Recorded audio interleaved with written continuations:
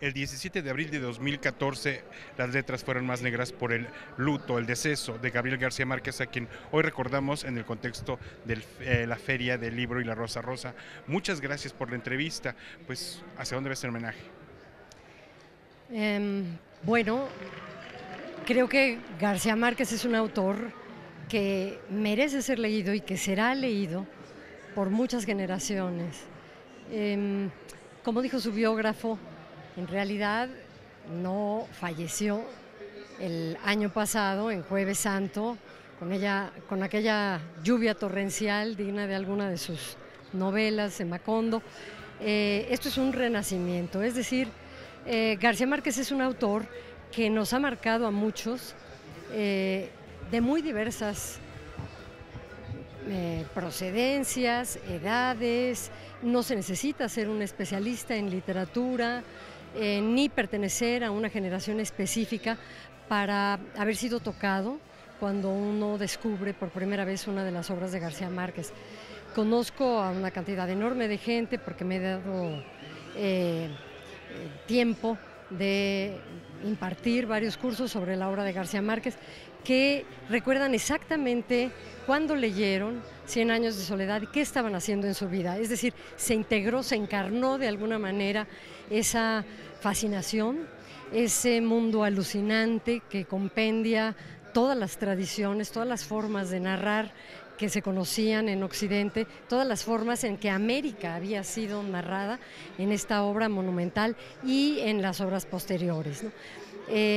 Además de ser un gran fabulador y un periodista excepcional que se ve reflejado en no solamente la obra que trabajó para El Espectador y para otros diarios en años posteriores, desde sus inicios, sino también en su obra novelística, por ejemplo, en Crónica de una muerte anunciada, ¿no? García Márquez fue también un hechicero con el lenguaje, con el idioma. Hay un escritor que dice que García Márquez en sus peores momentos escupe porcelana. La utilización del castellano es única, la forma de adjetivar extraordinaria, la forma de construir personajes y de unir varias tradiciones, la de la literatura de viajeros, la tradición bíblica, las tragedias griegas, por supuesto que está Antígona y Sófocles, pero también a los modernos. En sus primeras obras, por ejemplo, La hojarasca, es muy clara la influencia de Faulkner y cómo se va desprendiendo poco a poco hasta lograr en 1967 este portento que es Cien años de soledad.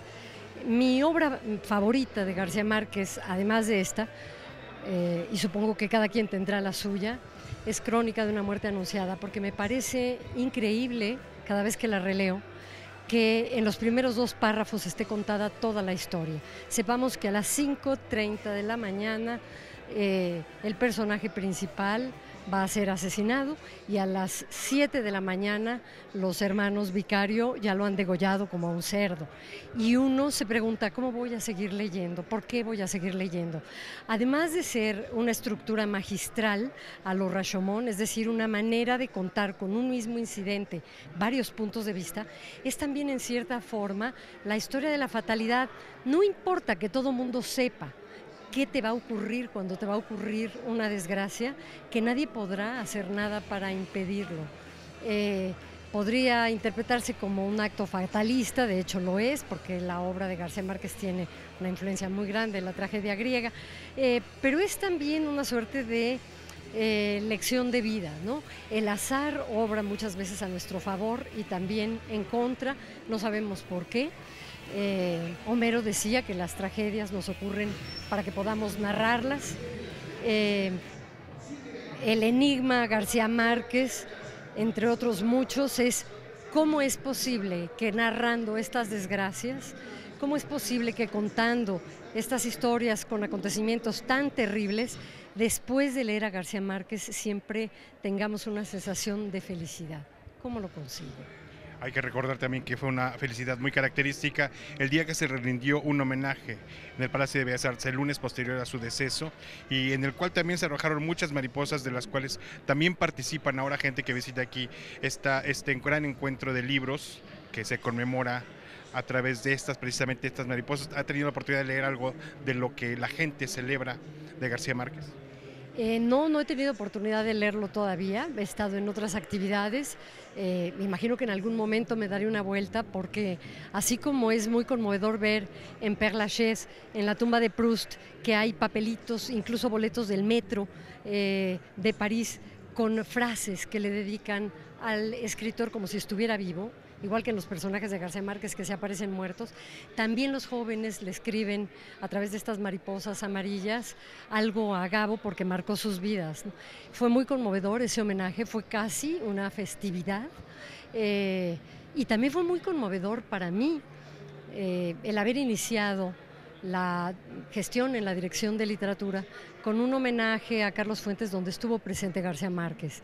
Era un hombre extraordinariamente generoso, no solamente un portento como escritor, sabía que era un monstruo y sin embargo tenía siempre una conversación interesante y interesada.